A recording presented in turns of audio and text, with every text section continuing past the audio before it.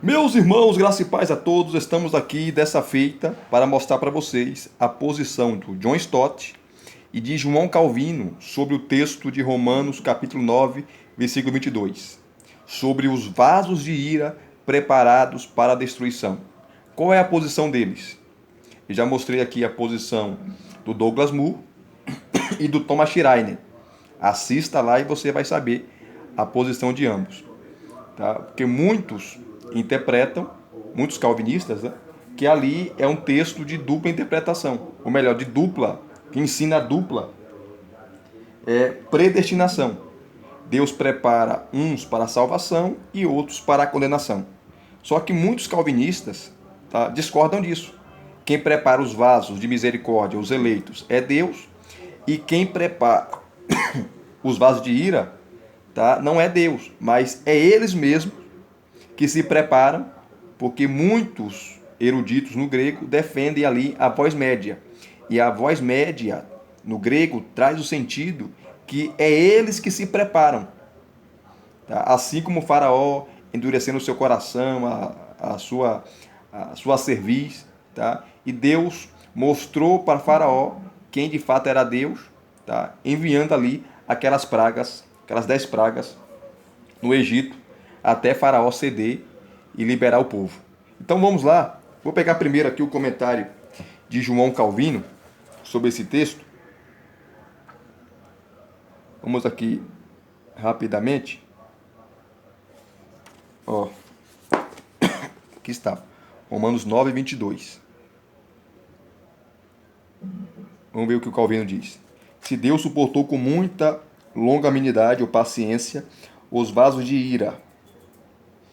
A segunda resposta de Paulo revela sucintamente que, embora o conselho de Deus seja incompreensível em relação à predestinação, não obstante sua irrepreensível equidade deve ser vista muito claramente, tanto na destruição dos réprobos quanto na salvação dos eleitos. Ele não apresenta nenhuma razão para a existência da eleição divina, porque um é escolhido e o outro rejeitado. Era impróprio que as coisas que se acham contidas no secreto conselho de Deus devessem ser submetidas ao crivo da censura humana. Tal mistério não há como ser explicado. Por isso, ele nos proíbe de examinar de maneira inquisitiva aquelas questões que frustram a compreensão humana. Nesse interim, contudo, ele mostra que, até onde é possível, a predestinação divina manifestar-se, ela revela genuína justiça. Tomo a partícula usada por Paulo, que é a expressão aqui, ó, no sentido de que diremos ser, a fim de fazer toda esta frase uma pergunta. O significado se fará ainda mais claro se lermos a partícula desta maneira.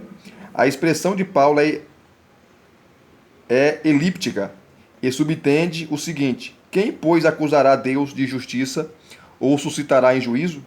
Porque nada senão a mais perfeita regra de justiça deve ser vista aqui.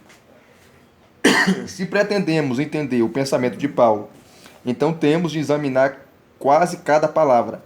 Ele arrasou assim: há vasos preparados para a destruição, ou seja, nomeados e destinados para a destruição. Vou continuar aqui.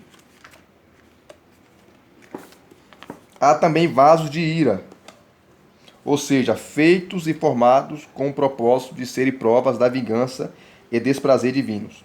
Se o Senhor os suporta pacientemente por algum tempo, não destruindo-os na primeira oportunidade, mas adiando o juízo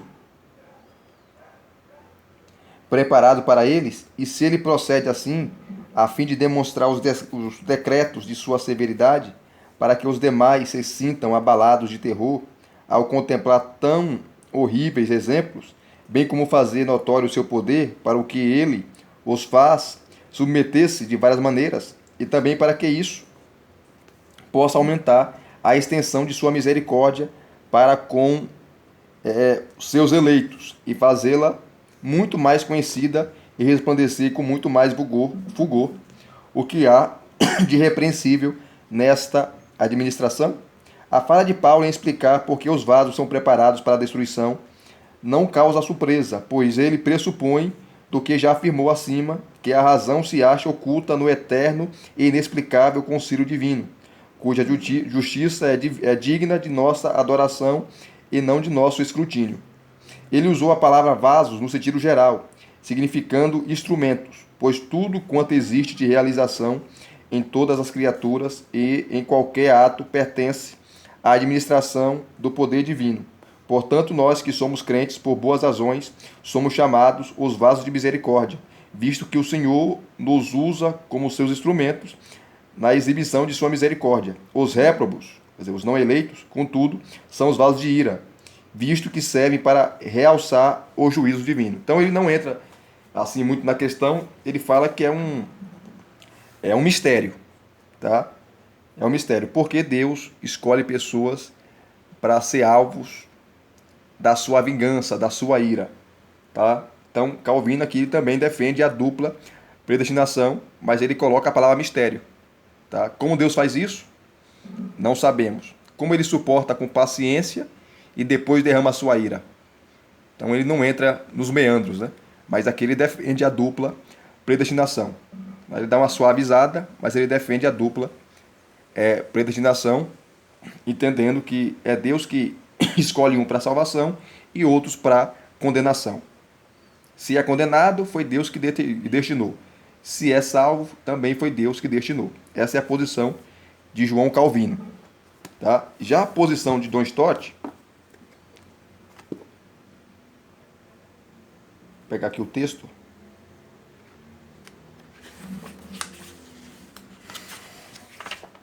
Tá aqui, ó.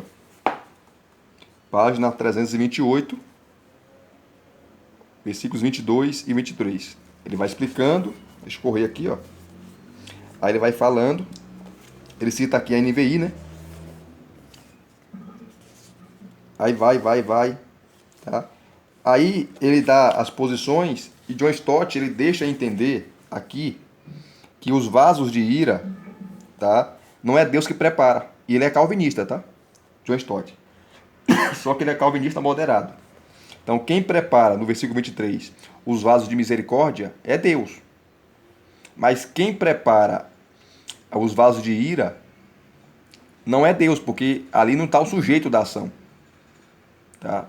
Não fala que é Deus que prepara. E a palavra suportou com grande paciência, tá? Mostra o caráter de Deus, mostra o seu amor, mostra a sua misericórdia, mostra a sua graça. Nessas pessoas que, assim como o faraó, endurece seu coração, são obstinados, enfim.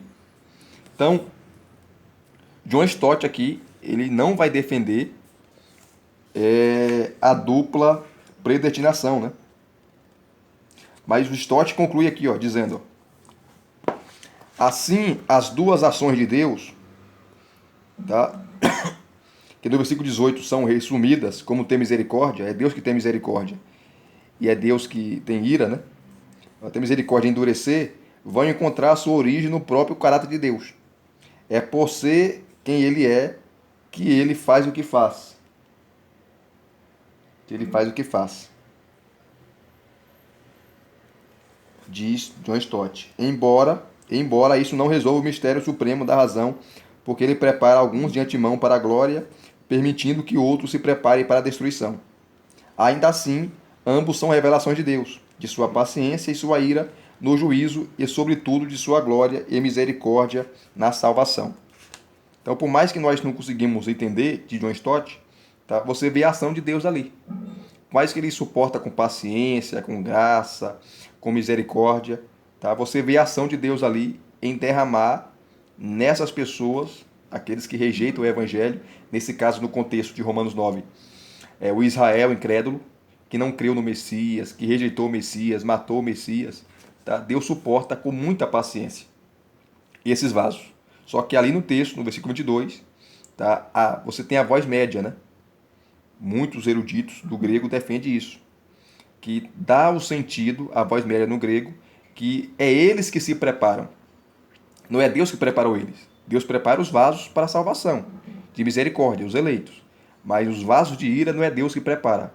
Isso, se não é Deus que prepara, você não tem aí a dupla predestinação. Paulo não está ensinando a dupla predestinação, que Calvino defende, Thomas Schreiner defende, o Douglas Moo eu mostrei que ele é neutro ali, né? Ele não defende isso. John Stott também não defende. E são calvinistas. São calvinistas. Nem todo calvinista é igual, gente. Tá? Nem todo calvinista é igual. O Thomas Schreiner, ele é mais rígido, tá? E defender a dupla predestinação. Então aqui está as posições do Stott e de João Calvino. Se vocês gostaram dessas observações, deixa aqui o seu like, deixa aqui os seus comentários, se inscrevam no canal se você não é inscrito e acionem o sininho para receberem todas as notificações. Graça e paz a todos mais uma vez. Deus em Cristo vos abençoe. Até os próximos vídeos, querendo Deus.